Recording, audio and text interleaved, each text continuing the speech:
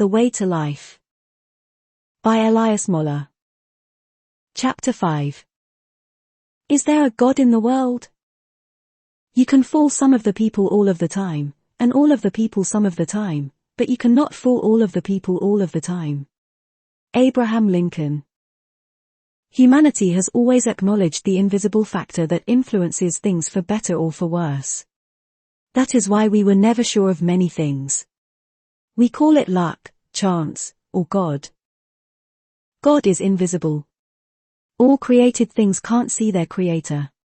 Cars, planes, even the most sophisticated inventions like robots, don't really know our existence or fully understand us without us helping them by pouring data and program them to identify us. For them we don't exist. Thus, understanding the existence of God requires us to go beyond what we see. Therefore, we can't rule out God because we don't see him. If we are to find him, we must look for him and see what the evidence suggests. As a creature, we have a limited capability to know God our Creator fully by ourselves. Like a cell in a body, we can't tell exactly where we are in the universe or if there is a thing called God, though we live in him. For us to say there is no God is like a cell is saying there are no human beings. What do we know? There are innumerable planets and unexplored space. As the Stoic Greek poet said, in God we live and have our being. The things we see are made of invisible things. 200 years ago, people believed there is no world beyond the matter we see. However, in 1808, John Dalton, a devout Christian, one of the strictest Christian sects, discovered the atom. Suddenly there was a world of excitable electrons and stable protons. For a scientist, the chair you are sitting is buzzing with electrons. And electrons are the liveliest things in the creation. Therefore, we can't say there is no life or world beyond what we can see. It is all energy, compacted and arranged energy. 95% of the energy or stuff in the universe is invisible. The most solid thing we see is made of the most fluid thing, which is an atom. The hard rock is made of the most invisible things ever, electrons and protons. The visible is the compression of invisible things. Compressed air is liquid, compressed liquid is solid. It shows everything is made of things that are invisible. This means our origin is from invisible things. As Paul wrote it in the Bible 2,000 years ago, what is seen was not made out of what was visible. In most fields of study, if not all, the credibility of the evidence is measured by its quality. And quality of evidence means frequency of the evidence, universality of the evidence, and period of observation. When evidence scores higher in these areas, its credibility increases, and it is accepted as a fact. If these are pointers to a fact, nothing else can be proved as a fact as the existence of God. No research or study can present such comprehensive and ubiquitous evidence as for the existence of God. The study involves billions of people and spans thousands of years, affecting every area of our lives. The amount of evidence and its quality exceeds any other research. Universality. Spirituality or a belief in God is a global fact. Before we discovered each other, before we built ships to navigate the oceans to other continents, the Aboriginals down under, the Red Indians of North America, the Far East Hindus, the chiefs of Africa and the Middle East all have one thing in common: they believed in God, a spiritual being, or a higher power. People in every continent, in all known generations, without any contact with each other, separated by the oceans, were practicing a god of some sort. This tells us that these people must have experienced a significant universal spiritual phenomenon that led them to practice it and give it a high place in their personal life and community. These people must have experienced a spiritual entity or God, otherwise, the whole world would not have had to get in the taxing practices of worship by accident. These are not pocket samplings, but this phenomenon is evident throughout the world, whichever way you wish to point your compass. People have believed in God or gods in every city, country, and continent. The most important and common thing in the world you could find is a form of worship. And mostly it is more powerful and highly influential than anything this world knew. Many have sacrificed much to worship. They have taken it very seriously, for it was consequential to their life. At times they sacrificed foods, animals, and even humans. The spiritual leaders have held significant influence over society and the rule and law of that land. In most parts of the world, apart from their religion, people tolerate you even when you say bad things about their family, work, country, or even about them. However, if you insult their religion, you will infuriate them beyond measure. In many countries, religious values triumph over self-interest. Period of observation. Spirituality, or the belief in God, is not a new belief or movement but has been there as far as history and facts can verify. Worship of a god is not a new invention, but it has been an integral part of human societies from prehistory. The earliest archaeological and historical evidence records men worshipping gods. Around 5,500 years ago, the Mesopotamians worshipped Inanna, a goddess of fertility and war. Every empire came with its own gods. Of course, this doesn't mean they worship the right god, but the desire and the need to worship is an integral part of the human psyche. These ancient people were not barbarians who have no clue about their experiences but learning societies that incorporated science. They enjoyed their own civilization and the things we built up on. According to the Encyclopedia of History, the Sumerians invented time by dividing day and night into 12-hour periods, hours into 60 minutes, and minutes into 60 seconds. They wrote the oldest heroic epic, introduced governmental bureaucracy, monumental architecture, and irrigation techniques. They were more attuned to the spiritual. The concept of a spiritual realm and gods is not the making of religions we now know. It has always been there since the beginning of mankind. There are ancient cave paintings depicting archaeological pictures of gods, poems about them, and statues we can examine that are from thousands of years ago. They tell a direct story of the experience of people who lived in the past. If you think they know nothing, then we can't rely on any information of the distant past. That means Plato and Socrates know nothing.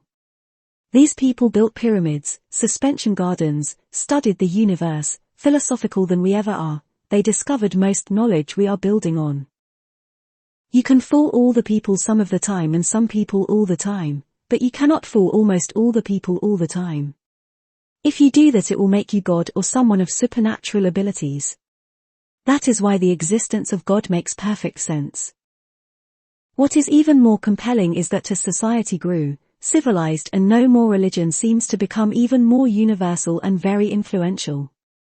The growth is not only in number but fervency, and it's proven to be a better way of living than any human ideologies. For it encourages people to do the right thing for intrinsic or psychological reasons rather than materialistic gain. This is true especially in Christianity. Despite growth in knowledge and technology, society is becoming increasingly spiritual as they see their needs met in it psychologically, emotionally, and even physically. The general population experience and consensus. There are 6.37 billion believers in God and deities. That is 83% of the world population.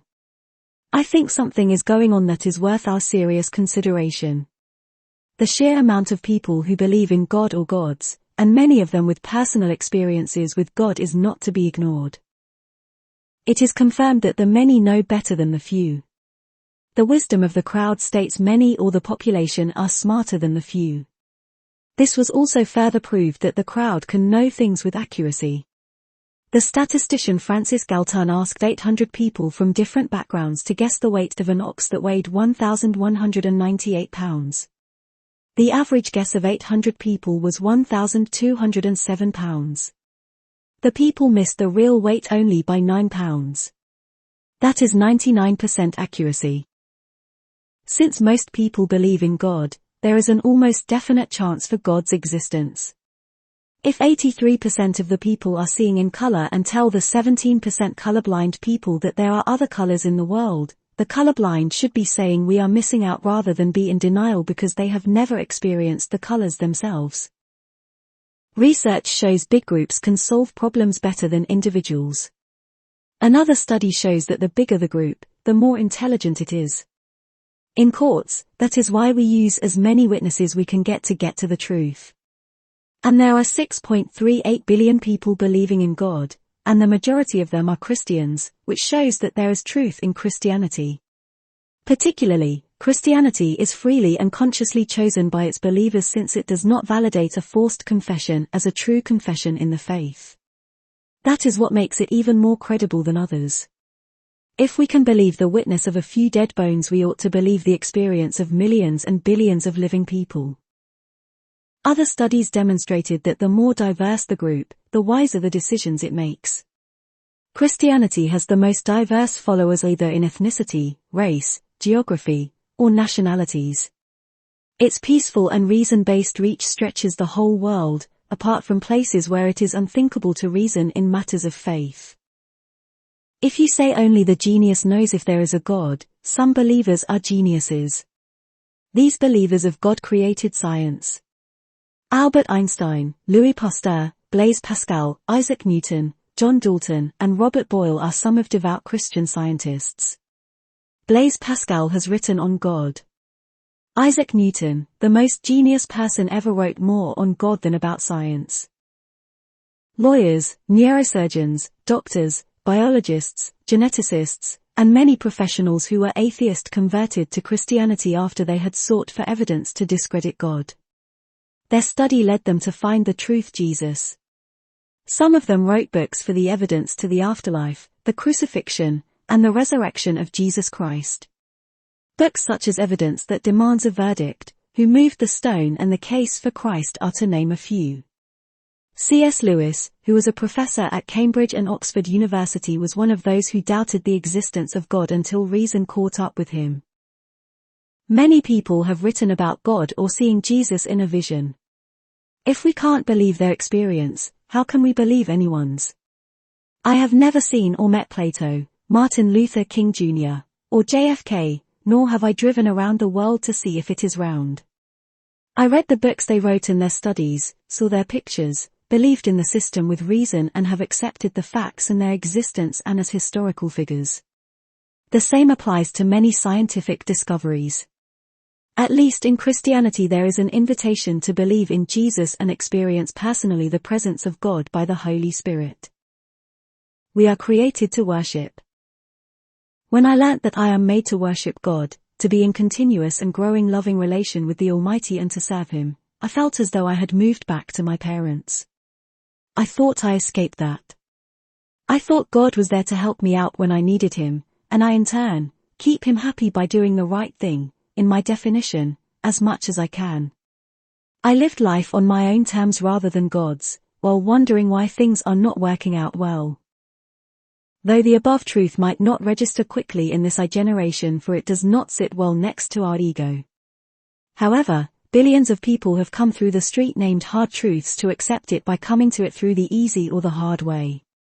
After weighing the evidence and looking back at my experience and of others, I discovered that we are made to worship. What was surprising was we are primarily wired and created for it. The Westminster Confession of Faith answers the questions, what is the chief end or purpose of man? Was to enjoy and glorify God. This is expressed in loving worship and service. Our songs, movies, and paintings are filled with superheroes, unconditional lovers, and perfect personalities that eludes us. It seems we are in need of an all-powerful, loving, perfect and unfailing person or God. The way we are shows that we are made to worship. Worship is a possession of highest esteem and adoration towards a person or object manifested by our devotion and service to it. The chances are at any moment we are worshipping something. Otherwise, life would be disinteresting and meaningless.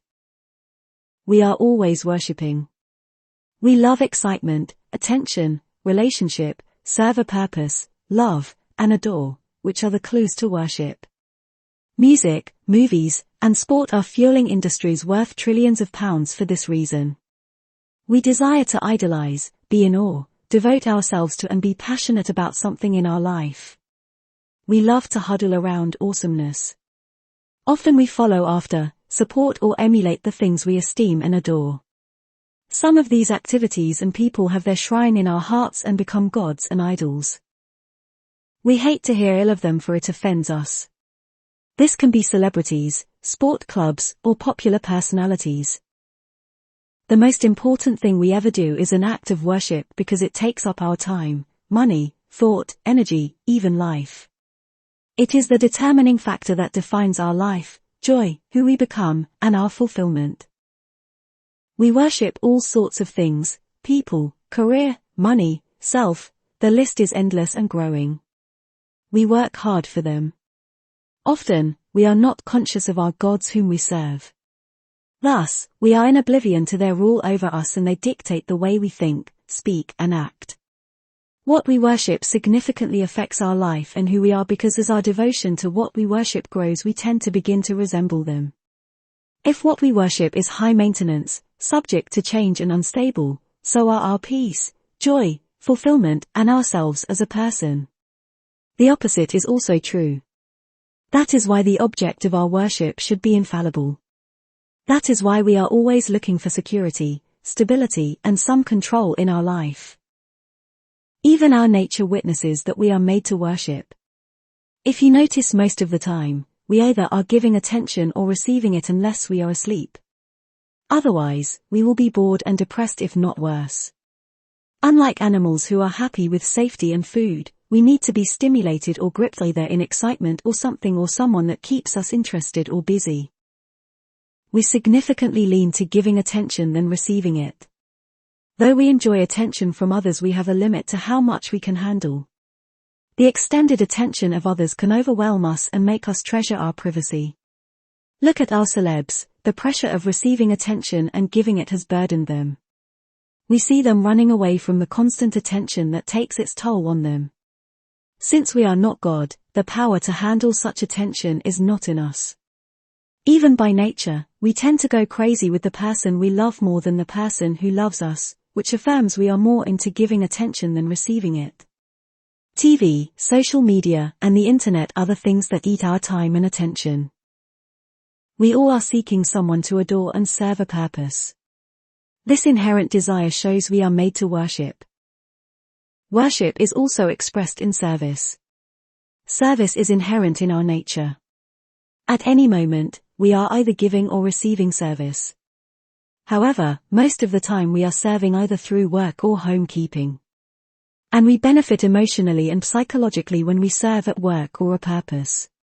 Even the leaders of society have to serve a higher purpose for the welfare of the people. Research shows that those who are in the services industry have higher job satisfaction than those who work in financially lucrative industries, though service industries can be very demanding. The most satisfying jobs are priest, therapist, firefighter, and educators. The sum of these points shows our joy mainly emanates from giving attention and serving something other than us. And it is the best way to live. A designer. Only a device designer knows how it works best.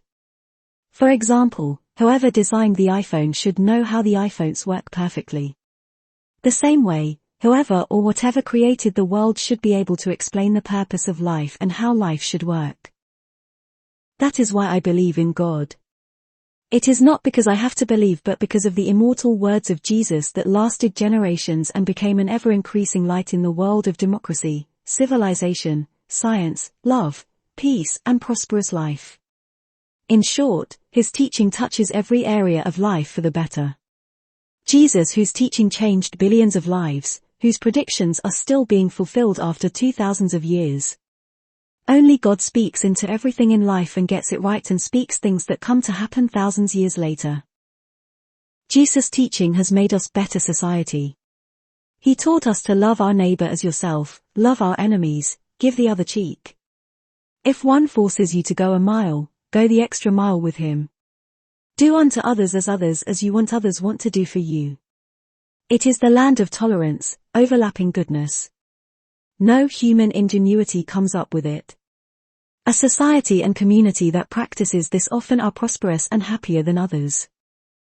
Jesus' universal truths beats our changing facts, his ways are still superior than ours and we are yet to catch up his moral standards. The more we exercise his ways the more we prosper, be in good health and in peace, proving there is someone who knows how life works best. He must have created it. Studies support this by showing religious people live 4 years longer, enjoy lower blood pressure, low chance of depression, and are grateful or happier. Religion or a belief in God has saving, healing, and protective power. Some things are written as a wrong thing to do in the minds of almost all humanity. Acts like stealing, lying, cheating, killing, adultery, to name a few. These are some of the 10 Commandments, Universal Constitution, which is not written on paper only but on the minds and hearts of men by God, who expects us to obey it so we can live a better life. Either you believe in any God, are an atheist or a caveman, these rules govern us. This is expected by everyone even if they don't tell you. Even kids know when you take what is theirs. Even when there are no consequences, we will be penalized by that uncompromisingly convicting conscience of ours that makes us guilt-ridden. Often we drown our conscience with alcohol and drugs to override its convicting muscles before or after we commit unethical or immoral actions. God's laws are a true reflection of a parent who would have his offspring to live in harmony and love. As a responsible father, he does not promise you that you will indulge when you get the other side. And it doesn't get easier on this side. It teaches us to walk the narrow road of humility, constant forgiveness, laying down our rights for the sake of greater cause. Many seem to believe in him more as we become more learned and civilized as society. God is the passage to true civilization. Our greatness seems to emanate from him. We live and move in him. We are a fraction of a cell in his body just to make it comprehensible. Without his spiritual nourishment we are dry, stressed, dissatisfied, unfulfilled, hardly happy with what we have or what we are. There is one thing billions of people know, history tells us, the most influential scientist believed in, and our deepest need is God. Knowing him and the truth he wants us to implement in our life are so precious they help us draw a belief system and value on which we should build our life on. Consequently, many have changed the world through the wisdom and the strength he bestowed upon them by knowing him personally through reading the Bible and prayer.